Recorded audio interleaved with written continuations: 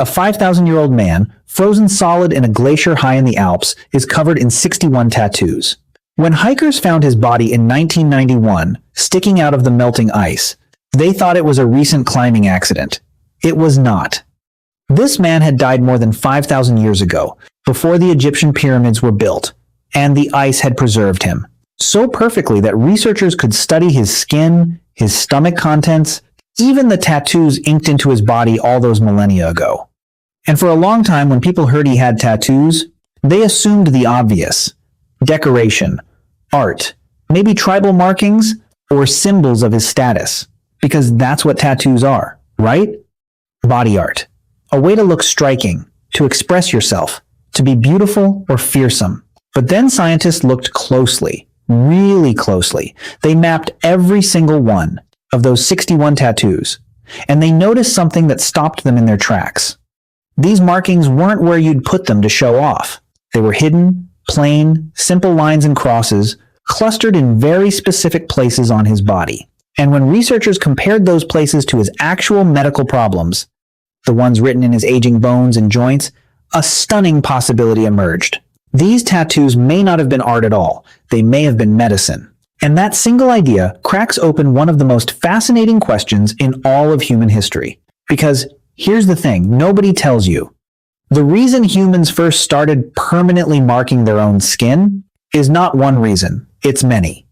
And the oldest tattooed body we have ever found suggests that the very first reason might have had nothing to do with beauty at all.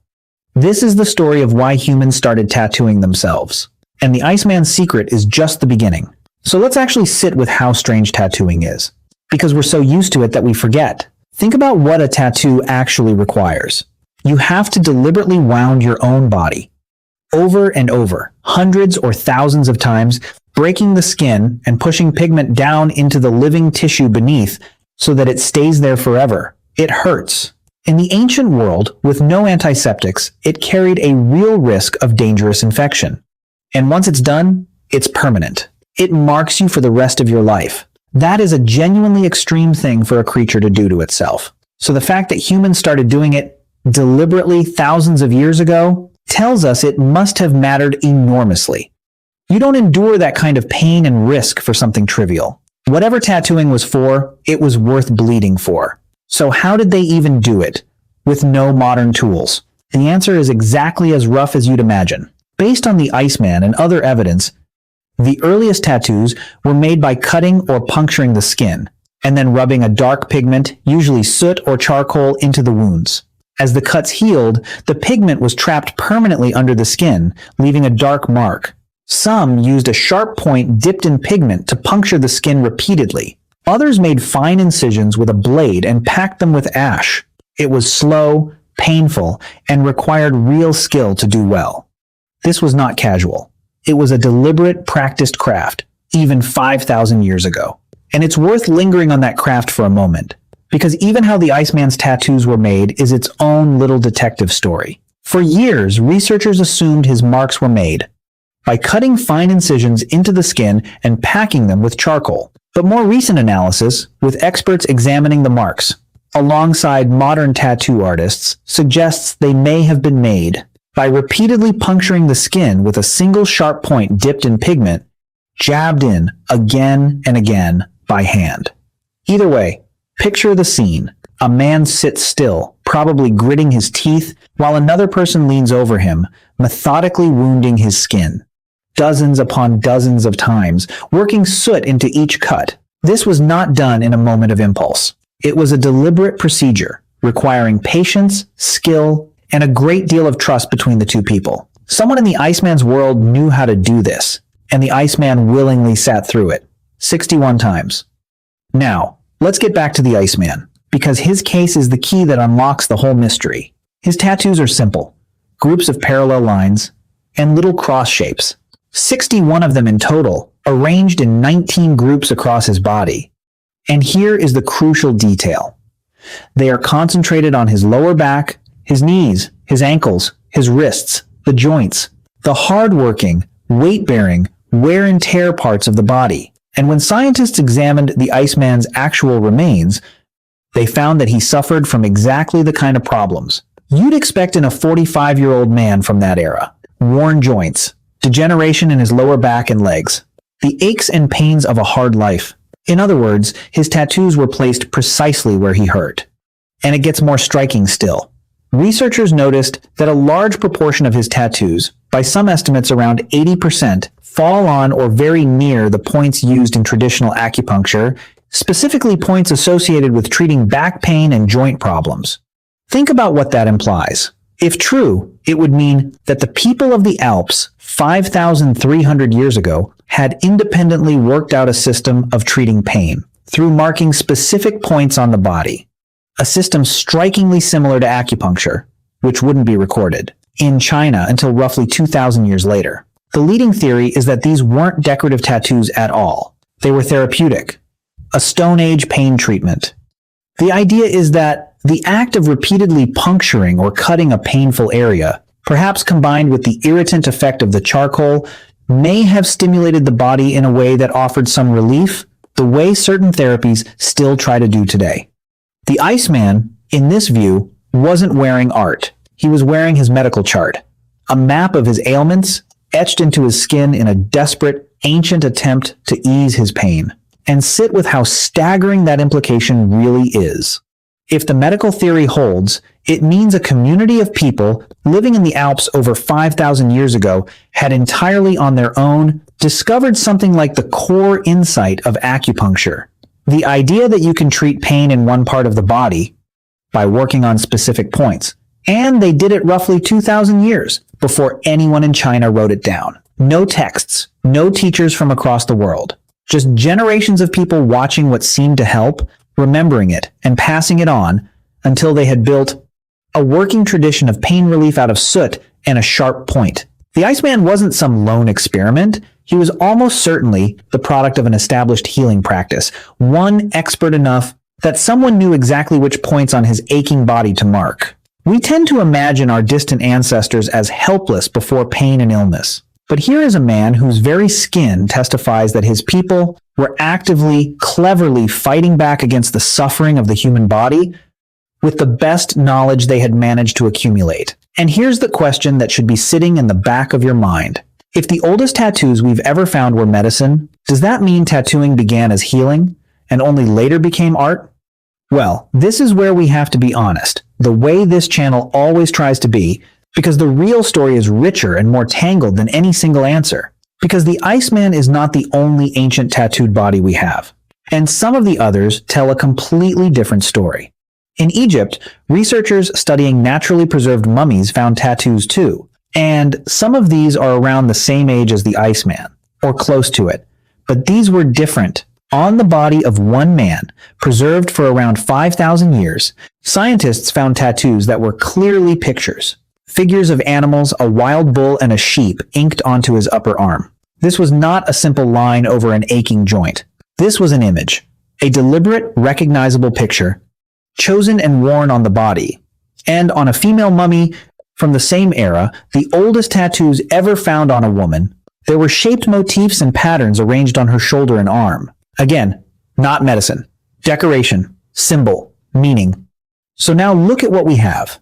At almost the very dawn of tattooing, in two different parts of the world, we find two completely different purposes. In the Alps, simple marks that look like medical treatment. In Egypt, pictures and patterns that look like art, identity, or belief. Which tells us something profound. Tattooing was never just one thing. From the very beginning, humans were using this same technique, wounding the skin and filling it with pigment, for radically different reasons. So instead of asking what the one reason was, the better question is, what are all the reasons humans have marked their skin? And when you lay them out, you start to see the whole sweep of what it means to be human. The first reason, as we've seen, is healing. The body in pain, and the attempt to fix it by marking the very spot that hurts. Tattoo as medicine. The second reason is status and identity. In countless cultures throughout history, tattoos marked who you were. Your rank, your tribe, your family, your achievements. A tattoo could announce that you were a warrior who had proven yourself in battle, a person of high standing, a member of a particular clan. It was a permanent badge, impossible to fake or take off, broadcasting your place in the social world to everyone who saw it. Your skin became your resume, your passport, and your family crest, all at once. The third reason is rites of passage. In many societies, receiving a tattoo marked a transition from one stage of life to another. The painful endurance of the tattooing process itself was often the point, a test you had to pass to become an adult, a warrior, a fully recognized member of the group. To sit through the agony without flinching proved you were ready. The mark you carried afterward was proof forever that you had crossed that threshold. The fourth reason is protection and the spiritual world. Across history, people have worn tattoos as a form of magic. Symbols believed to ward off evil, to protect against danger, to bring good fortune, to please the gods, or to guide and protect the soul after death. In ancient Egypt, some of the tattoos found on women may have been linked to fertility and to protective deities, markings meant to safeguard them through the dangers of childbirth. The tattoo, in this view, was a permanent prayer, an amulet you could never lose because it was part of you. And the fifth reason is simply belonging and beauty. The deep human desire to be part of a group, to share its marks, and the equally deep desire to make oneself beautiful, to decorate the body the way we decorate everything else we care about, to say, through our skin, this is who I am, and these are my people. But there's a sixth reason, and it's the dark mirror of all the others. Because the same permanence that makes a tattoo a proud badge of belonging also makes it a perfect tool of control. Throughout history, tattoos were used not by people on themselves, but on people, against their will. The Romans tattooed criminals and the enslaved, branding them with marks of shame and ownership that could never be removed, a permanent label declaring that this person was property or a convict for everyone to see. The same technology used to honor a warrior could be turned to degrade a slave. It's the pattern we keep running into in these stories. Give humans a powerful tool, and we will use it both to lift people up and to grind them down. A tattoo could say you are sacred, or it could say you are owned, and the only difference was who was holding the needle, and whether you had any choice in the matter. The mark on the skin was never neutral. It always carried power, and power can heal or it can wound. Now here's what I find genuinely remarkable. When you look across the entire world, tattooing shows up almost everywhere. Ancient Europe, Egypt, across Asia. The Pacific Islands, where some of the most sophisticated tattoo traditions on Earth developed. The Americas, cultures separated by oceans and thousands of years, who never had any contact with each other, all independently arrived at the same idea. To take a sharp object, pierce their own skin, and fill the wound with permanent color. And some of these traditions are breathtaking. High in the frozen Altai mountains of Siberia, archaeologists found the preserved bodies of people from a culture over 2,000 years old, their skin still bearing elaborate, swirling tattoos of real and mythical animals, almost certainly marking their status and their beliefs. In Peru, the mummy of an elite woman from over 1,500 years ago was found covered in tattoos of spiders and snakes, suggesting a spiritual or magical role. And in the islands of the Pacific, tattooing reached perhaps its highest art. An entire sophisticated tradition where intricate designs covered the body and encoded a person's genealogy, rank, achievements, and identity in patterns of stunning complexity. In fact, here's a detail you might not know. The very word we use, tattoo, comes from the Pacific. When European explorers like Captain Cook reached islands like Tahiti in the 1700s, they encountered these rich traditions and brought back the local word for the practice, something like tatau, meaning to strike or to mark. That word became our word tattoo. So every time you say it, you're using a term that sailed across the world from the Pacific Islands. Even though the practice itself is thousands of years older than that word, stretching all the way back to a frozen man in the Alps and beyond. We've seen this pattern again and again in these stories. When humans, all over the planet, with no contact between them, keep inventing the same thing, it's a powerful sign that the thing answers some deep, universal human need. And tattooing is one of the clearest examples there is. The specific meanings varied enormously from place to place. Healing here, status there, protection somewhere else. But the underlying impulse, The urge to make the body permanently mean something appears to be woven into human nature itself. So let's be honest about the limits of what we can know, because this matters. When we find a tattoo on a 5,000-year-old body, we can see where it is and what shape it takes. But we often cannot truly know what it meant to the person who wore it. The Iceman's marks line up beautifully with the medical theory, and that's compelling. But even the researchers themselves are careful. Something can be therapeutic and also carry deep cultural or spiritual meaning at the same time. A mark over an aching knee might have been treatment and ritual and identity all at once. We are reading the skin of people whose entire world of meaning is lost to us. We can see the marks. We can only guess at the stories behind them. The tattoo outlived the meaning. And maybe that's the most poignant part of this whole story. Because every one of those ancient tattoos was, to the person who wore it, intensely personal. It meant something specific. It eased a pain, or marked a triumph, or protected a loved one, or declared an identity. And they carried that meaning on their skin through their whole lives, certain of what it said about them. And now, thousands of years later, all that remains is the mark, with the meaning drained out of it, leaving us to wonder. So here's what it all comes down to. The thread that runs from the Iceman's aching joints, all the way to the tattoo parlor down your street. The urge to permanently mark our own bodies is ancient, universal, and profoundly human. We have done it to heal ourselves, to show who we are, to prove our courage, to protect our souls, to honor our gods, and to make ourselves beautiful. The reasons are endless, but underneath all of them is a single striking fact. Humans, alone among all the animals, look at our own bodies and decide they are not finished, that they are a canvas, a place to record our pain, our beliefs, our belonging, and our stories. No other animal has ever looked down at its own body and thought to turn it into a page. Only us. We are the creature that writes on itself. And we still do it, right now, for every single one of the same reasons our ancestors did. People today get tattoos to mark grief, to celebrate a milestone, to honor someone they've lost, to declare their faith, to belong to a group, to reclaim a body after illness, or simply because they find it beautiful. Walk down any street and you are surrounded by people carrying their stories on their skin, exactly as humans have, for over 5,000 years. The technology has changed.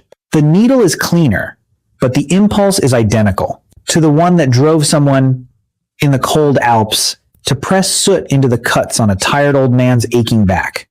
5,000 years of human progress separate that moment from the buzzing tattoo studio of today, and yet at the deepest level, nothing has changed at all. A person still chooses to endure pain to carry something meaningful on their skin forever. The distance between Ötzi and us, in this one respect, is almost nothing. So here's my last question for you. We think of our bodies as simply ourselves, the thing we are. But humans have always treated the body as something more, a surface to be written on, a story to be told, a record to be kept. So if you carry a tattoo, or ever choose to, ask yourself which of these ancient urges is really moving you. Healing, belonging, memory, identity, beauty, protection.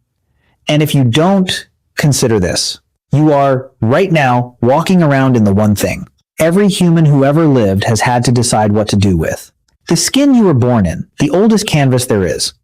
What, if anything, would you write on it, and what would you want it to say? Long after the meaning is gone and only the mark remains? Let me know what you think in the comments. I genuinely want to hear it.